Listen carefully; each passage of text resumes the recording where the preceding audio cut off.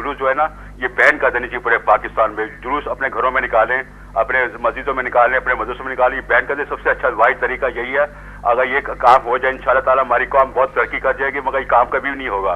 ये सब कोई सिंधी सुनी ये कोई कहने का मैं शिया कोई सुनी, सब मुसलमान भाई बन के रहें तो कब कौम तरक्की करेगी। ये सब आपस में बढ़ जाएंगे फिक्रा। हर मौलवी को इन्होंने हलवा पराठा बांट दिया हुआ है, जब तक हलवा पराठा एक प्लेट में आ जाएगा कामयाबी होगी। सब अपनी अपनी। बहुत शुक्रिया ख्वाजा शाहिद। बात वही है कि मुहर्रमुल हराम है, उसके दौरान सिक्योरिटी के इंतजाम जब अब देखने में आ रहे हैं कि अब किए जा रहे हैं तो लोगों के दिल में खदशात तो रहते ही हैं, ये चीज़ तो ख़त्म नहीं की जा सकती। यहाँ पे एक छोटी सी बात और करूँगी मैं आपसे चनाय साहब के, कोई भी इशू हो सिक्योरिटी के लिहाज से ख़ास तौर से ये डबल सवारी की पाबंदी लगा देना, उठा देना, ये क्या चीज़ है? ये मुझे वैसे जनरल बात करी मुझे नहीं समझ आती है, क्या है?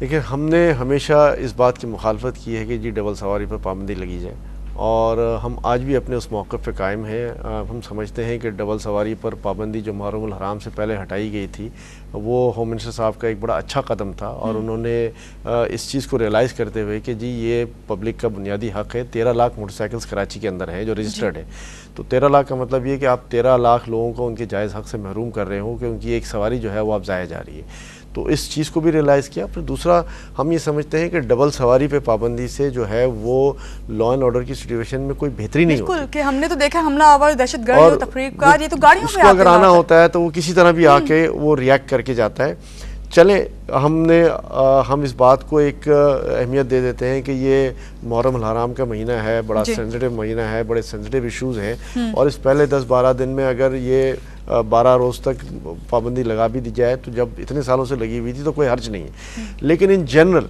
ओवरऑल हम इसकी हमेशा मुखालफत करते हैं कि जी डबल सवारी पर पाबंदी लगनी नहीं चाहिए। मैं होम मिनिस्टर साहब को मुबारकबाद देता हूं कि उन्होंने इस पे से पाबंदी हटाई, एक बोल्ड कदम लिया है, और पुलिस के लिए भी एक चैलेंज दिया है कि जी डबल सवारी पर पाबंदी नहीं है। आपका काम है, लॉ इन्फोर्समेंट एजेंसीज आप हैं कि जी आप इन जुराइम को रोकें, चाहे वो स्ट्रीट क्राइम्स हो चाहे दूसरे क्राइम्स हो। अच्छा, यहाँ पे हमारे पास जो SMS आई उनमें एक सवाल है कि जो ये मुहर्रमुल हराम है उसके दौरान सिटी जो हुकूमत है कराची की, उसमें फायर ब्रिगेड, एम्बुलेंस सर्विसेज हैं, रेंजर्स हैं, पुलिस हैं, क्या उनको मातहत किया जा रहा है आप लोगों के कि किसी भी हंगामी सूरत हाल में बेहतर वसाइल?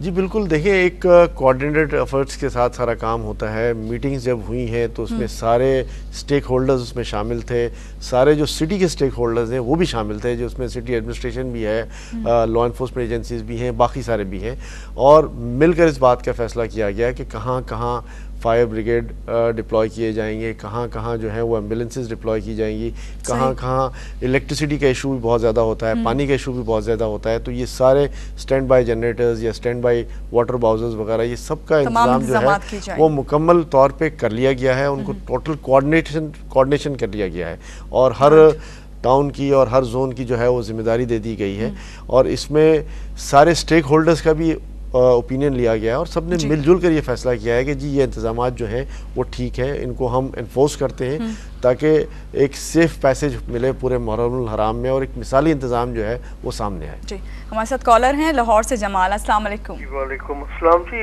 ये यकीनन हर साल ही ऐसे मेयर्स लिए जाते हैं, लेकिन अनफॉर्चुनेटली जब वाकया हो जाता है उसके बाद जो क्रिमिनल्स हैं ना उनकी कोई प्रॉपर इन्वेस्टिगेशन होती है ना, दे आर होल्ड अप। उसका नतीजा ये होता है कि ये क्राइम जो है ये परसिस्ट करता रहता है। अगर आप मुझे इजाज़त दें तो मैं एक थॉट जो है थ्रो करना चाहता हूँ कौम को, और ताकि ये हज़ारों साल जो है मुसलमानों में हम जो ये मसले जो हैं हल हो जाएं। हम तकरीबन 1400 साल से हम तफरीक तकसीम के विक्टिम हैं, कैप्टिव हैं। अब वो किसने कराई वो अलहदा बात है, लेकिन मैं ये अपने मुसलमान भाइयों से तमाम जितने भी फिका हैं उनसे सवाल करना चाहता हूँ, और उलमाए दीन से भी, कि जब अल्लाह ताला यौम हिसाब वाले दिन सबको उठाएगा कब्रों से, तो क्या वो ये पूछेगा कि तुम सुन्नी हो, तुम शिया हो, तुम बरेलवी हो, तुम देवबंदी हो, तुम हनफी हो, तुम हम्बली हो? वो ऐसे सवाल नहीं करेगा। वो सिर्फ ये पूछेगा तुमने मेरा जो इस्लाम भेजा हुआ था, कुरान और रसूल अकरम सल्लम की जो उसवा हुस्ना है उसके मुताबिक क्या जिंदगी गुजारी। तो मैं ये थ्रो करना चाहता हूँ, اور یہ میں تھاٹ دینا چاہتا ہوں شاہ عبداللہ کو کہ آپ جتنے علماء دین ہیں، علماء جو فقہ کے ہیں، دیگر ہیں، ان کو 10 سال کے لیے وہاں اکٹھا بٹھائیں اور ایک یونٹی آف جو ہے تھاٹ اور فقہ اس کے اوپر سب کو لائیں. یہ لانگ انڈیورنگ پروسیس ہوگا، لیکن یہ ہزاروں سال کے لیے آپ مسلمانوں میں جو تفریق ہو رہی ہے، جس سے ہمارا ایک سوال پر زیر ہم قوم ہے اور پاکستان میں خصوصی طور پہ اس کا حل ڈھونڈا جا سکتا ہے. سب بیٹھ جائیں 5 سال 10 سال میں، اس وقت تک نہ اٹھیں جب تک they come out with one فقہ، one interpretation of Islam and Quran. یہ میرا تھاٹ ہے to the entire Muslim world, to the entire scholar community of Islam, کہ کیا اللہ تعالیٰ آپ سے یہ پوچھے گا یوم حساب کے کہ تم کس. جی بالکل، بہت شکریہ جمال، لاہور سے آپ نے ہمیں کال کی اور اپنی تھاٹس جو ہیں وہ بیان کی. بہت اچھی بات انہوں نے کی ہے اور اس سے ہمیں بھی اختلاف نہیں ہے، اور یقیناً جو بھی یہاں پہ دیکھ رہا ہوگا اس وقت، جو بھی ہمارے ناظرین ہیں، انہیں بھی اختلاف نہیں ہوگا. بات کر لیتے ہیں سیکیورٹی پلان کی ہی. چنائے صاحب، اب جو سیکیورٹی پلان تشکیل دیا گیا ہے، آپ سمجھتے ہیں کہ کس حد تک تسلی بخش ہے اگر اس پہ عمل درآمد کیا جائے؟ دیکھیں، اس میں یہ سمجھتا ہوں کہ یہ پورا پلان جو بنا ہے اس پہ کافی محنت کی گئی ہے، اور جتنی بھی پاسبلٹیز اس میں ہو سکتی ہیں لا اینڈ آرڈر کو مینٹین کرنے کی، وہ سارے پیرافلس کر لیے گئے ہیں. اور جہاں تک امپلیمنٹیشن کی بات ہے تو ان ٹوٹیلٹی وہ امپلیمنٹ ضرور ہوتا ہے، ایسا نہیں ہے. لوگوں کو بھی، جتنے اسٹیک ہولڈرز اس میں شامل ہیں، ان کو ایک دوسروں کی جانوں کی پرواہ ہے، اور سمجھتے ہیں کہ جو آزاداران ہیں ان کو ایک سیف پیسج ملے، ان کے جو بھی ان کی رسومات ہیں وہ مکمل طور پہ ادا ہو جائیں، اور شہر میں خدا نہ خواستہ کوئی بدامنی یا بدمزگی کی صورتحال پیدا نہ ہو. اور سارے اسٹیک ہولڈرز اس بات پر متفق ہیں. جب یہاں ہم آہنگی کی کالر نے بات کی تو ہم آہنگی ہے.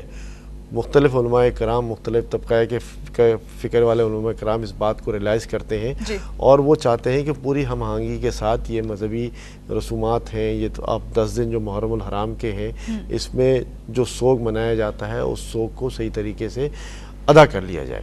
تو یہاں کوئی بھی اس میں دو رائے نہیں ہے، ایک ہی رائے ہے. اور ہم سمجھتے ہیں کہ جو انتظامات کیے گئے ہیں، جن میں جو میجرز ہم نے بتائے، جن میں واک تھرو گیٹس بھی شامل ہیں، جن میں بلڈنگز کے اوپر جو ہے وہ ڈپلائمنٹ بھی شامل ہے، جس میں راستے میں، جلوس کے راستے میں جو گلیاں آتی ہیں ان کو دونوں طرف سے سیل کرنا، وہاں پہ جو لوگوں کی آمد ہے ان کو پراپر چیک کرنا، لیڈیز کو چیک کرنا، وہاں پر پراپر پاسز ایشو کرنا، وہاں پر گاڑیوں کے سٹکرز ایشو کرنا. اس کے بعد وہاں پر ساتھ میں ایمبولینسز کی موجودگی، وہاں پہ واٹر براؤزرز کی موجودگی، وہاں پہ فائر ایکسٹنگشرز کی موجودگی.